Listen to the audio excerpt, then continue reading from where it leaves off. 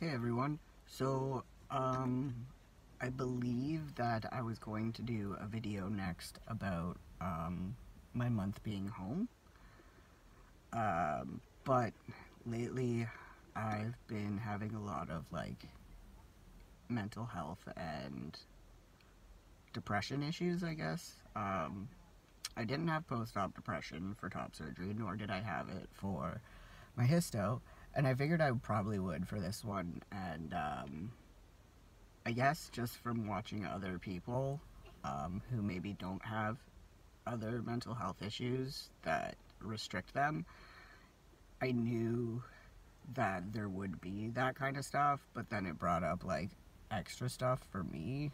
Um, I wanted to make this video later because I didn't want to be super emotional, and I didn't want to be a mess and have things out of context, or maybe just I wanted to simmer down a bit, I guess. Um, I will talk about how in San Francisco I did have a lot of issues with my mental health.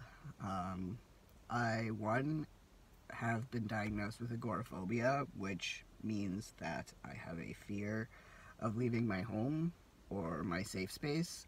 I have two safe spaces. One is my car, which I am in right now, and the other is my home. And I had to travel from Hamilton, Ontario, Canada to San Francisco, California, USA. So that was a huge thing. The longest trip that I had really ever been on in my life would have been maybe a week, and I would have been with my parents. Before that, I've been out of the country twice. I went to New York for a weekend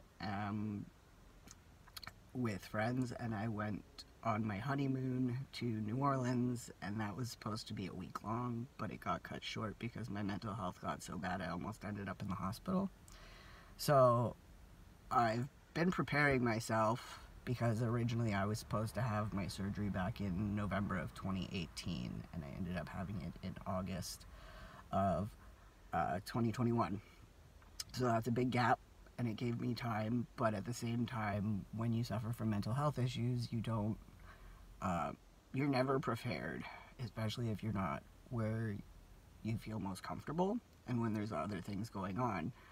I had a lot of moments where, because of my mental health, I have anxiety, I have depression, I have mild OCD, I have agoraphobia. There's another one I can't think of right now. I'm having a hard time remembering a lot of stuff because of my anxiety right now and my depression. So when I was there, a lot of it was feeling extra shitty about what was going on, extra shitty about how when I should have been able to pee, I wasn't peeing.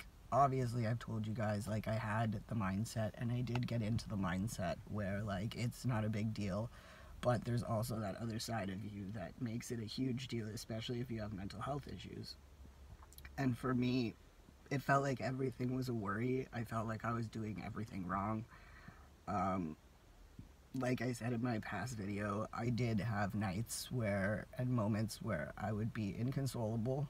I know one night I cried for 5 hours straight without trying to wake anyone up. I lost my dog back in April, and a lot of these last 2 years of planning my surgery were based around my dog. I got her when I was 18. She lived to be 16. She made it to April. I was supposed to go in February. Before that, I was supposed to go in March, and then I had another date booked, and she had been diagnosed with cancer in January, and we thought we were going to lose her then, and she stayed with us until almost the end of April. So that in itself has been a really hard thing for me, and it played a huge role when I was away from home. My dog's name was Daisy, and there was many times when I had made comments that I didn't want to be here. I wanted to be with her. And sorry, that was something that was really hard. I wasn't at home. I lost my dog, and I'm still getting over it. And I have other pets at home that I was worried, would think that, like, I just up and left, and because Daisy had passed so recently, they wouldn't understand what was going on, so I had a lot that I was worried about. And the rest of my mental health just played into me thinking that I was doing things wrong, or that other things that weren't happening for me that happened for other people were happening for some reason to do with me. Like, I think I've handled it pretty well. I did have a lot of breakdowns, I did cry a lot, I did have moments of thinking and saying, like, do I regret this? I don't. It's just really hard because now I'm home, and I obviously came home with a catheter, and that got removed. And so I can't stand to pee from my phallus, which, like, I've come to terms with, and I came to terms with even before I left. I pee from where I originally used to pee from, which I have come to terms with, but at the same time, with my mental health and everything, it's becoming very dysphoric now. Like, the first 2 months I was like, you know, I'm just happy. I'm just happy. And then it was a matter of, like, I'm one of the few people that didn't get to stand to pee. I'm one of the few people that has a fistula that won't heal. I'm one of the few people that the tip of my phallus, where my urethra is closed, I don't know the exact reasoning. That will be found out when I head in for my pre-op and for stage 2 surgery. But I've been having a lot of feelings lately about being, like, not attached to my own body. Like, I was somebody who used to try STPs, and I never really used them that long. I used to give them away a lot just because I would try to find one that would work for me and make me feel not dysphoric. But the fact that an STP, and, like, let's be real, like, I never bought a super expensive one where you could adhere it to your body because I couldn't afford that. But I bought and was able to review, because of Transfels, I was able to review a few STPs, and unfortunately, STPs never really sat well with me. They usually made me a little bit more dysphoric. In the beginning, it'd be like, yeah, this is awesome, and then it was like, it's not attached to my body, it's not part of me, and no matter what I did, I couldn't, and, like, it's not a bad thing. Like, I'm not saying that you have to, because I don't believe that you should have to rely on something or work yourself into using something and pretending that it's yours. But a lot of people do that, and it works well for them, and I think that's amazing. But for me, it made me feel more dysphoric because, like, no matter how secure it is, I know that it's not attached. I know that it's still, like, gonna move around. I know that I'm aware. I'm completely and utterly aware of what it is and what it's doing and why it's there. And after a while, it would make me feel really just shitty about myself. So a lot of the times I did not pack and I did not use an STP. And now, being post-op and, like, being aware that I'm urinating from where I used to before, and knowing that there's the feeling in that area, like, I do not have, I'm going to use medical terms, but I'll also use another term that some people use, my front hole or my vagina. I don't like saying it either, but there it is. That is closed, but at the same time, like, I still pee from where I used to, and that's causing me, like, this dysphoria where I'm just like, everything's the same. All I have is this phallus that has been made for me, that is attached to me, but I can't feel it, which I don't expect to. Like, I know that it takes, like, 6 months to a year for things to get back to, like, any form of sensation and stuff, and I know that you don't lose it, so I'm not scared that I've lost it. It's not there yet, and I can feel everything else except for my phallus. So, it just reminds me of when I used to wear an STP, and I knew it wasn't mine. So, my phallus at this point sometimes feels like it's not even mine. Like, it's just an inanimate object that's there to take the place of something because it doesn't do anything. I did text my surgeon pictures and everything. I've, like, everything looks great. I as a person have ingrown hair issues. I'm sorry, I'm not trying to be this emotional. This is why I was trying to wait, but it's getting overwhelming, so I just kind of have to share, because there's like one other person that I've talked to who's been able to like make me feel like I'm not losing my mind and that I'm not alone. And that person actually is in the UK, and they went for their surgery in Serbia. Um, so like we don't have the same surgeon, we don't have the same donor sites, but we've had some of the same issues. He's had more than me, but he's been a really big help. And unfortunately, I've just not found many people who want to talk in depth. For me, I worry about a lot of things, and I'm a person who, my thighs are prone to ingrown hairs, and my phallus was made from my thigh. And I get some ingrown hairs, but I've also had stitches that just didn't want to dissolve inside, so they've had to push themselves out, and that also creates like a pimple, which obviously then I have to take care of. It's not the worst thing, it's something super simple, but it just like, it adds to everything that I'm feeling and everything that's going on. So not even knowing anyone besides one person who can say like, yeah, I had like a stitch pimple, or like I had something like that, and it scared me, but I was like it's its way of working itself out to heal. Like, it's a matter of the stitch just didn't dissolve, or like a hair got ingrown and it happened, and as long as like you clean it up and whatever, it's, you know, it's not a big deal. But like, to me, because I've not had anybody to talk to about it, it's been one of these things where I just think I'm a hot mess. Nothing looks like a hot mess though, like everything looks great. Like I said, I'm not gonna show it, but like, you guys have seen my thighs and they've healed really well. Everything else has healed really well. Like, things are still heavy. It's a little bit uncomfortable, but overall, like, it's just if I've been doing too much that my leg or my phallus will hurt.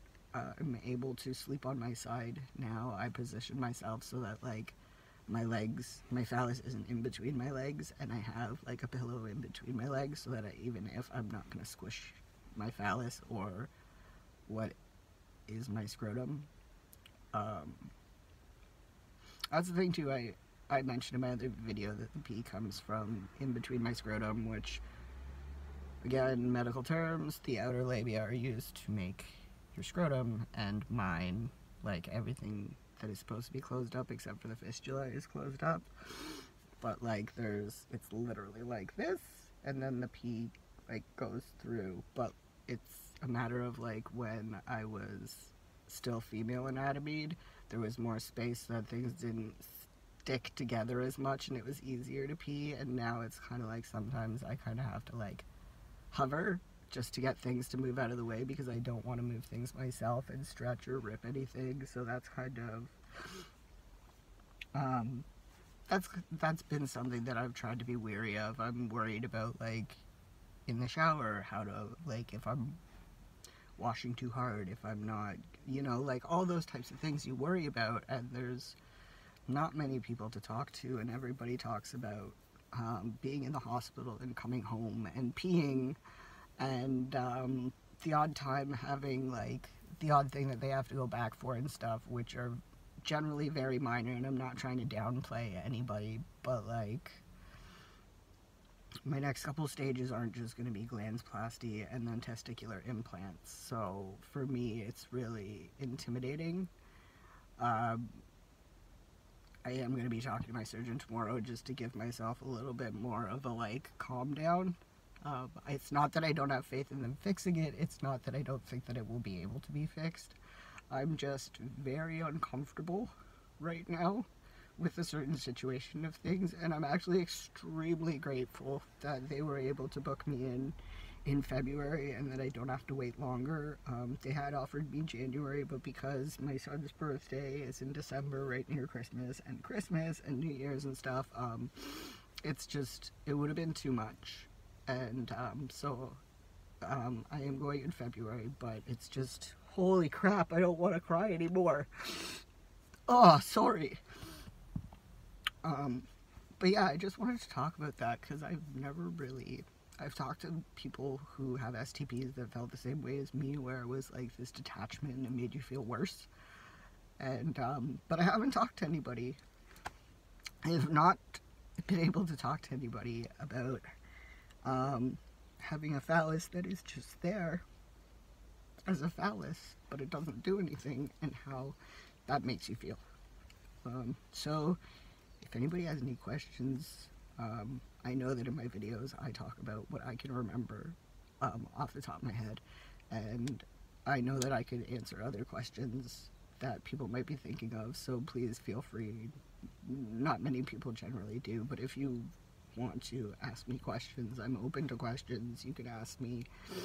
It might give you a little bit more help as well, because I know that if I didn't ask specific questions from people, that I wouldn't have gotten as much out of their videos or conversations with them as I would have liked, versus just listening to the video or not trying to at least contact them and, you know, get a bit of a feel for it, right?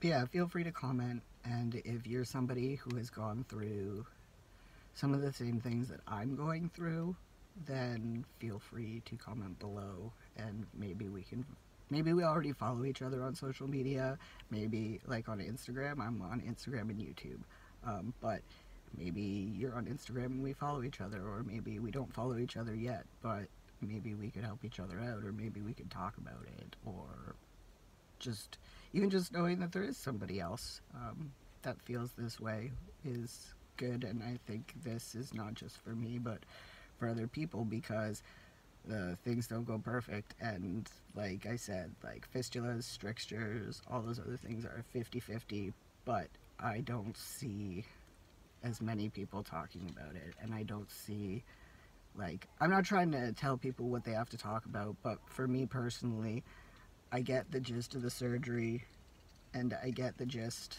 of everything, like I got that, but it's a matter of, like, there are little things that happen, like ingrown stitches, ingrown hairs, things that certain parts of your graft might take longer to heal than other parts.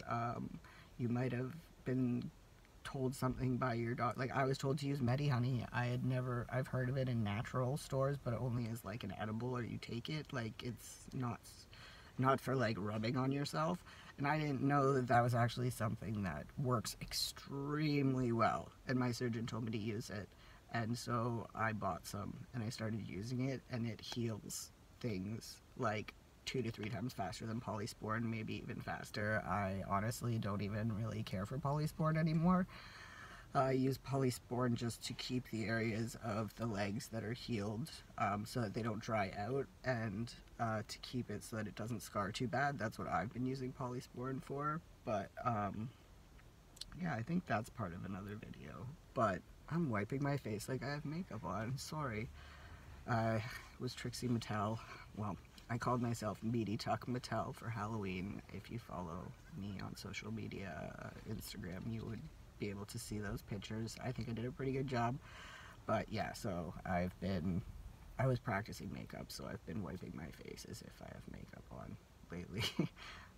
Either way, I think that's all I really wanted to bring up in this video. But like, yeah, one of my biggest things right now is dealing with my day-to-day mental health, and then dealing with the fact that I'm having a hard time with the fact that I have a phallus that doesn't do anything, and I urinate from where I originally did, and the only feelings that I really have are in the area where all of my old things were, and it's just a really overwhelming feeling, and it's very upsetting, and it's been very hard to come to terms with, and it gives me the moments of feeling not regret, but questioning, like, should I have not even tried for urethroplasty? Should I have just told them, like, I don't know, like, I feel like it makes me second guess myself. It makes me wonder if I should have chose like, to do things in smaller, like, maybe other things in glandsplasty stage, but then again, how would I have felt? Because I'd be in the same situation I am now. It just would have been on purpose. So, anyways, that's how I've been feeling, and I will be talking to my surgeon just to like get a rundown, because I did kind of message him and say like, I know you're going to be able to fix it, but I think I just need like a doctor to tell me, like my doctor to tell me that like it's going to be all good, because like right now I'm just kind of at a loss, and I can't get past a certain point of a worry thinking. And I don't like that, because I worry enough in my life as it is. Like, I don't sleep. I just don't even. I haven't worked in almost 7 years, I think now. This month is, I think, this month is 7 years since I've been able to work because of my mental health. And I've been medically diagnosed as disabled as well. That was a while ago, but this is the first time I've really actually said it full out in a video to more than myself or maybe one or two friends. But yeah, so that's what I've been dealing with, and that's what I've been dealing with, like the mental health, the being disabled and stuff. That's what I've dealt with this whole time that I've ran Trans Fellas. So that's why sometimes if I do come off a bit emotional or whatever, I am a single person who has been running Trans Fellas for this long. And at times things get to me, and at times things are difficult, and I do have mental health issues, but I've also done a lot of good. So I also don't like how if you have mental health issues, people don't think that you're fit to help. I'm disabled, but I can volunteer my time online or whatever kind of thing. Like, I have things that I can do, and if you follow Trans Fellas or if you look at anything that has been done, you can definitely see that I've been able to do certain things, and I'm so proud of them. I just think that I also have to acknowledge that, like, you know, you don't have to feel like you're worthless or you're nothing or you're a failure, because that's how I've been feeling lately. I know I'm saying don't, and I'm saying I have been. It's very difficult. You can't, like, people don't understand how trying it is. People get up in the morning and are like, I'm gonna have a good day. Somebody with mental health issues gets up and looks in the mirror and says, I'm gonna have a good day, and you almost want to cry or laugh at yourself. At least I do. I can't find it within myself to believe what I say to myself. So when people tell me to say these things or write something on my mirror, maybe it works for other people. It doesn't work for me. I find my coping mechanisms. I've looked into so many things. I've done groups, I've done counseling, I've done therapy, I've paid for therapy, and unfortunately those things have not led in any direction. And then at a certain point you age out, and also I was never aware of things that I could have accessed for free when I was below the age of 29, and I'm in my 30s now, so it's not a lot that's available. A lot of it is you have to pay for it, and I'm a low-income household. It's just very difficult, because therapy isn't just one thing, and you have to find what works for you, and sometimes you have to go through many different channels to find it, and sometimes you have to make it up for yourself as you go along too. So that's what I've been trying to do. I've been trying to talk to people that I trust, people that I have found can give me comfort while I can comfort them at the same time, people who have been through what I've been through. But in the mental health community, it is a lot more difficult kind of to find that type of help, because it seems like there's a lot of competition.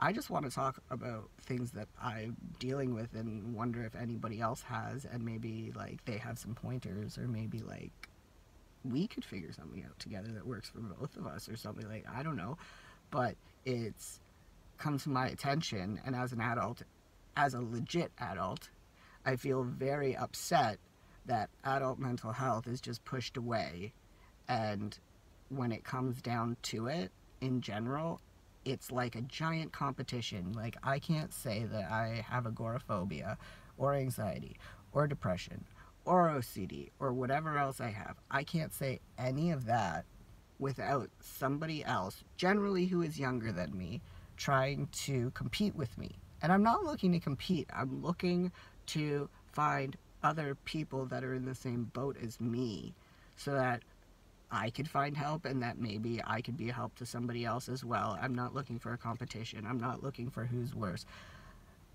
in general, health is not a competition, okay? There is no, like, to the doctors and everything, and the pharmaceutical people, all those people that make money, yes, it's a competition. But to us as people who suffer, it should never be a competition. And it should never be a matter of making someone who is legit disabled, who is legit diagnoses that they don't have to share with you, but they are, don't make them feel like they aren't, or that you're worse. Because you know what?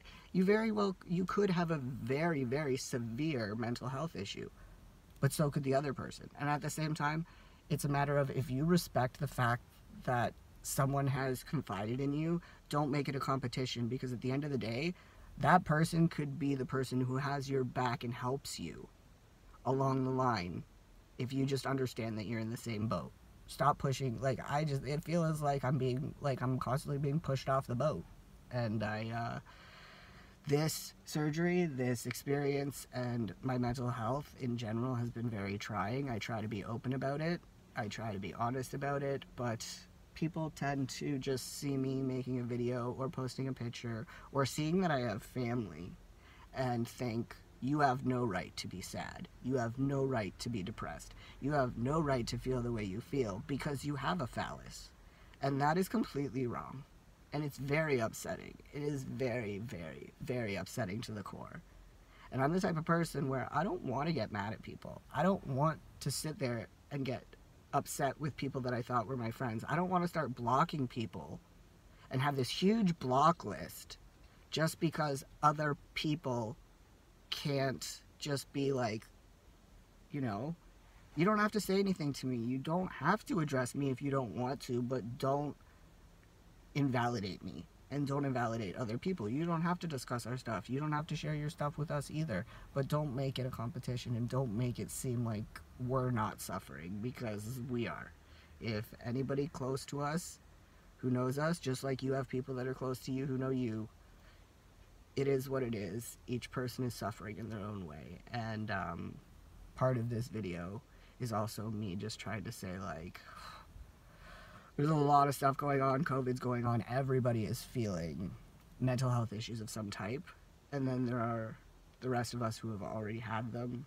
But we should all really be trying to, like, not compete and just focus on, like, finding a solution. Not a solution to the whole mental health thing, because you won't. But finding a solution to our individual problems, and if we come across people that are similar to us, instead of judging them, why not talk with them? That's all I'm trying to do, and it's not always working out for me, but at the end of the day, at least I'm not crying. I'm done crying now, so that's good. And I think I'm going to end the video because this is half an hour, and that's good. That's good. I think I got out everything I wanted to say that was important about mental health and about the mental health part of my surgery as well. If you have any questions, like I said, below. I do like answering questions. I don't get a lot of them. Please don't forget to subscribe. I do upload videos as often as I can, but obviously I do my best. So I hope everybody has a great weekend. Where I am, there's really nice weather, so I'm hoping it makes me feel a bit better today, and I hope everybody else has a great weekend. I'll talk to you later. Peace.